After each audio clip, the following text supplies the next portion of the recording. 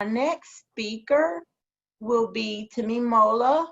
Tamid is a postdoctoral research associate at the Hybrid Body Lab at Cornell University. His research interests include wearable technology, e-textiles, textile engineering, additive manufacturing on skin interfaces, and human-computer interaction. He develops novel systems with special focus on soft, flexible, and wearable applications.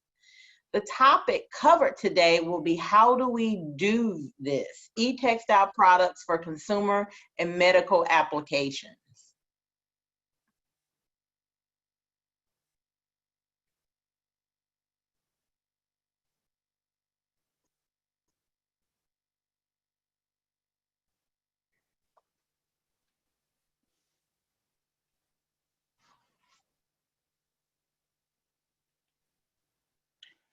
Hello, everyone. Can you see my slide?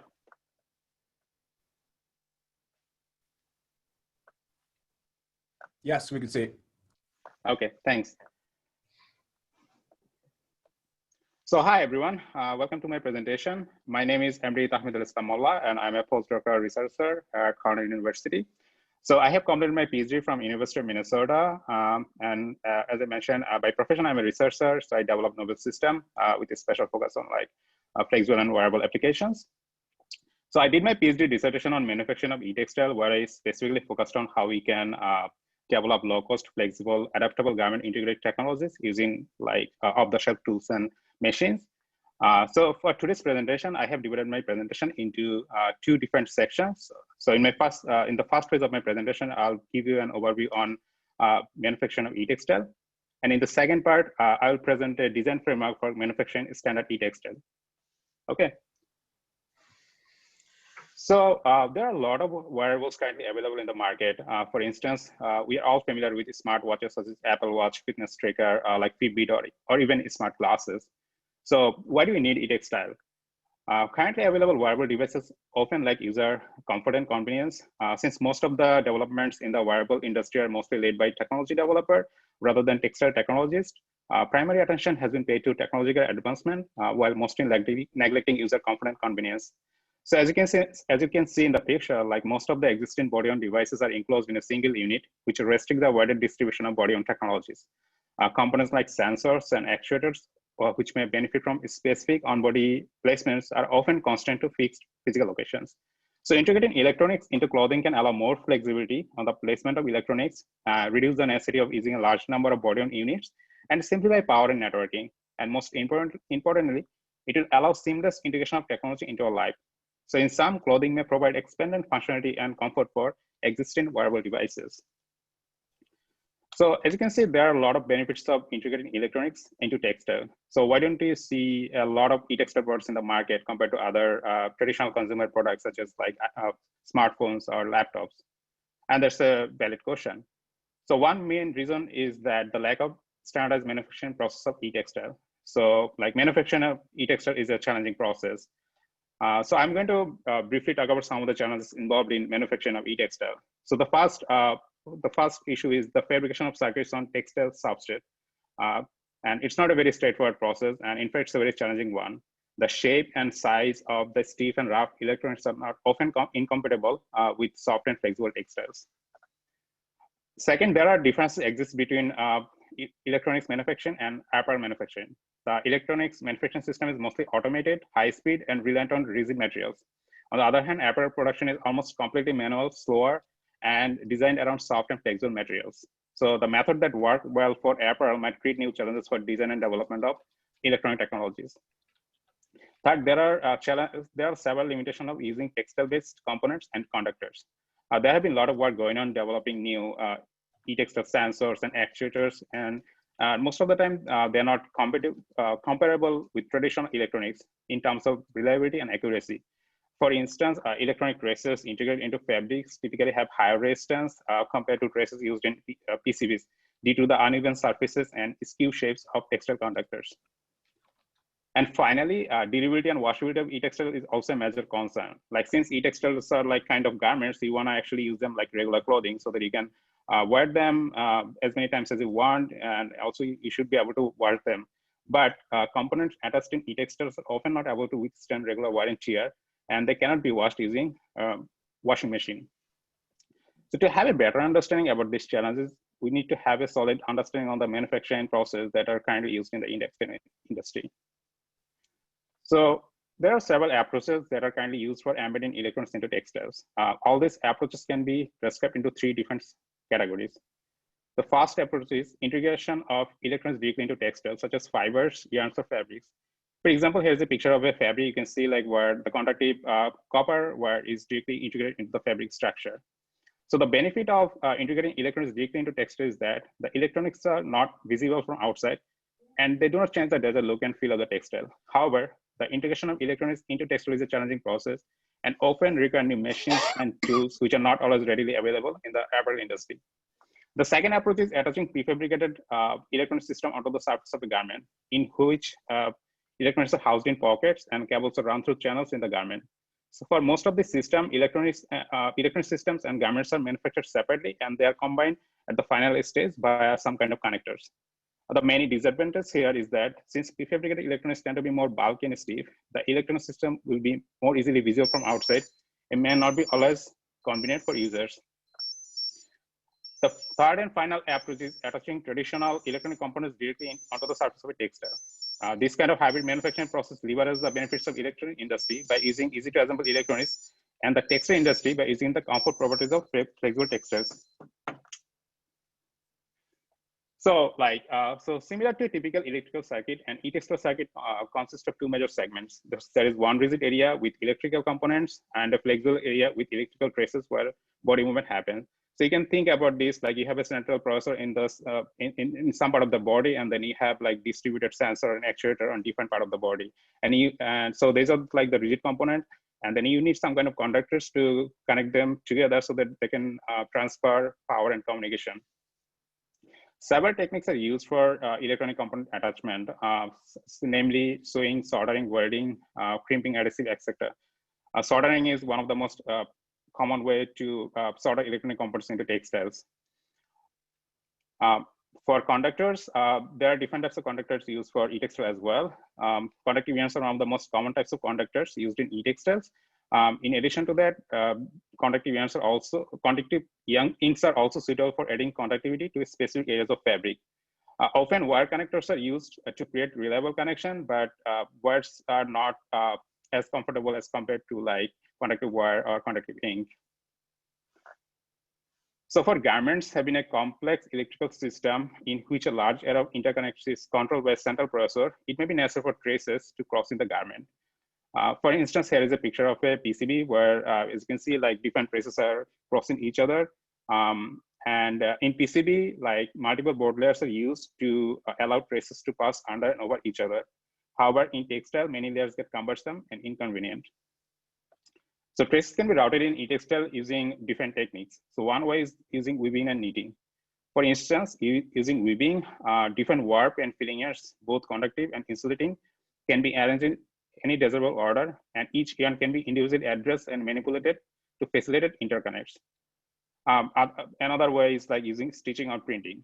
So one of the benefits of using stitching and printing is that they allow traces to be placed in almost any orientation and position on a fabric piece, and therefore provide ample flexibility for trace layout. Similar to PCB, there will be some instances in e-textile where traces need to be crossed, and you need some kind of insulation to prevent a short circuit. So for example, here is an example of trace crossing, as you can see, like where different traces cross on top of each other. And then there will be situation as well in garment like seam crossing. So you think that you have component distributed in different part of the body, like you have component on the sleeve and you have component center processor on your body. So you wanna make some connection between them on the seam crossing as well. So there are several approaches that can be used to do trace crossing and seam crossing in e-textile. So one of the approach could be using float stitch, where you float one stitch over another, but in that case you have to insulate the other stitch by some technique so that it doesn't create any short circuit. You can also use like insulated conductive wire, but then in that case you need to figure out a way to remove the insulation from the specific part of the wire. And another approach would be use multi-layer e-textile circuit. So and that can be done using like adjusting the tension between between uh, adjusting the tension in the sewing machine.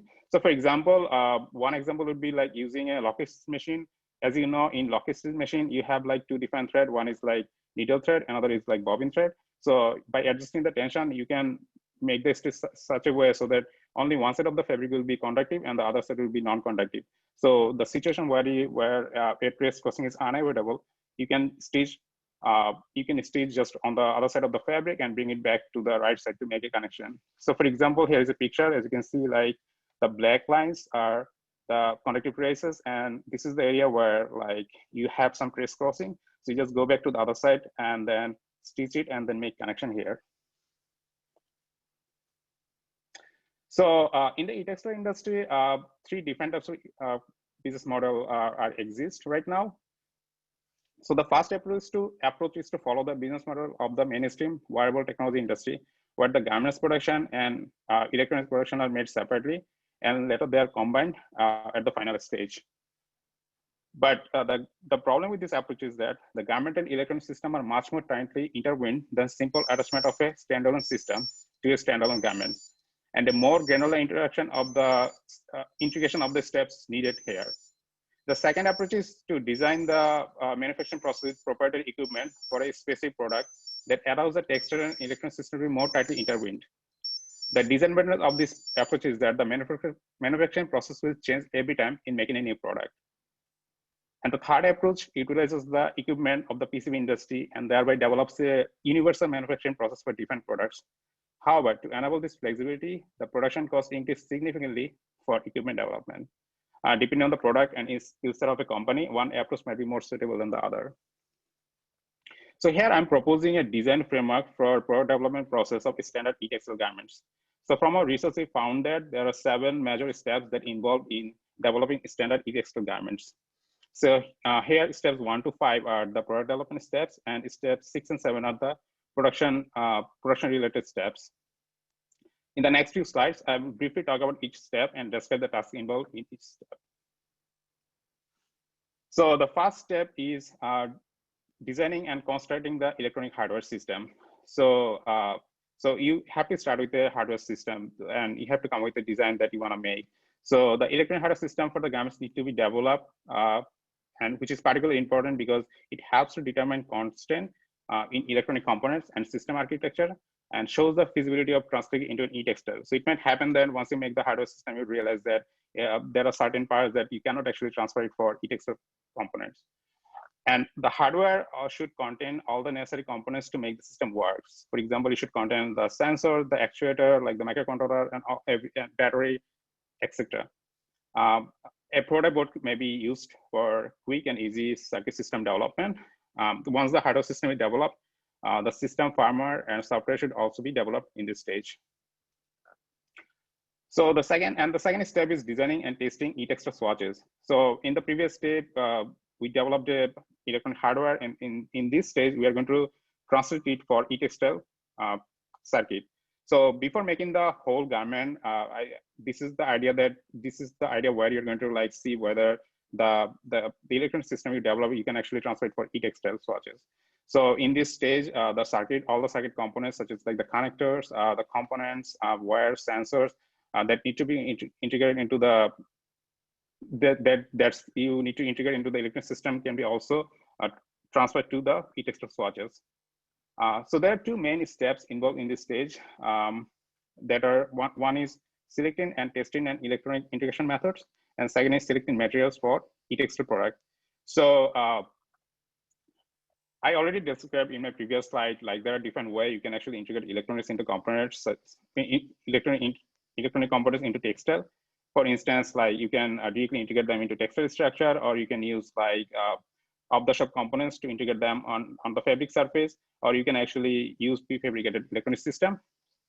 Depending on your system, the manufacturing process will vary a lot.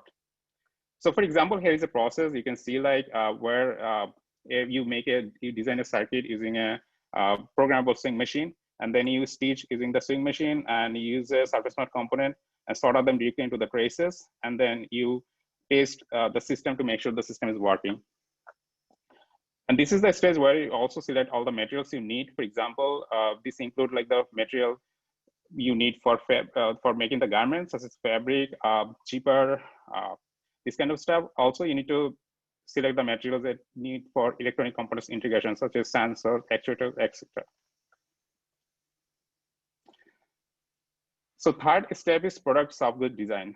And this step involves 3 different stages. The first one is designing the garment. So this is basically you are going to design the garment, like how the design will look like in the final stage. And the next one is component placement. So you also have to make this decision about how the components is going to be like distributed on overall the garment. And and also you need to find out a way to like routing traces on different components. So for example, here you can see here is a picture of a garment where you have you can see like different types of sensors are distributed in different parts. So you have sensors on the sleeves, on the front part, on the back part, and then you have a centralized system that connects with all of them. So, and then there are situations where you can see like the traces go one over another. So here, for example, here is an example. So you have to make the planning. You have to ensure that like you have less number of tracing, but there will be situation where you have to like, you'll have trace crossing and sync crossing, and you need to use like the proper technique to do the trace crossing and sync crossing in e-textile. And I already described some of the technique in my previous slide. So the next step is actually fabricating the prototype garment. So these steps involves pattern making and fabric cutting, developing printed circuit board, electronics integration, and garment construction. So basically you take a fabric piece and then cut into like small pieces, and then you start integrating electronics component onto the fabric pieces, and you test them individually. So you make sure that each panel is working perfectly, and then you sew them together. So then when you're seeing, you also think about the trace crossing, seam crossing, and all these factors variable. And I would like to mention here that it's much more easier to integrate the electronic components when the fabric is in 2D shape compared to when they're in 3D shape. So there are a lot of things that you cannot do when you actually see them together. So you also have to think about like the pros and cons and what should be the steps look like in your e-textile manufacturing process. And the step 5 is the quality testing of the product garment. So in this state, like both the quality of the garment and also the electronic system need to be tested. You also need to perform troubleshooting and rework if needed. So this quality testing of the finished e-textile product is also challenging stuff, and there are a lot of things that need to be done on this area because like when you actually make the prototype,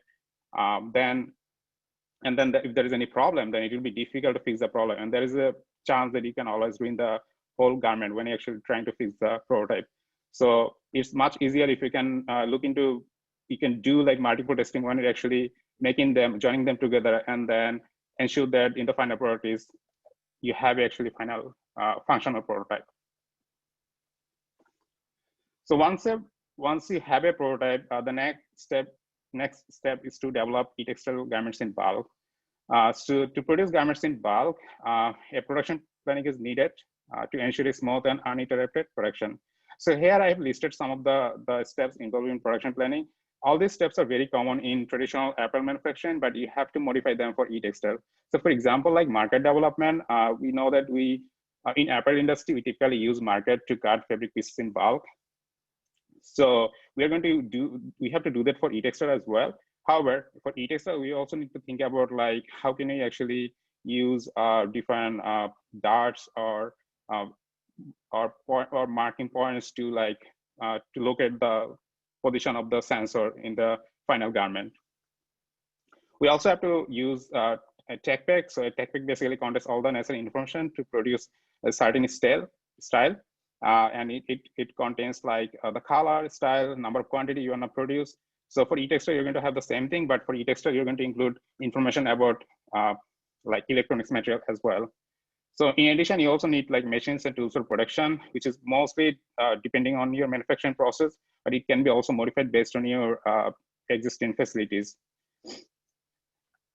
And then you have to also have a production workflow for the e-textile. For example, on my right, I have a production workflow here.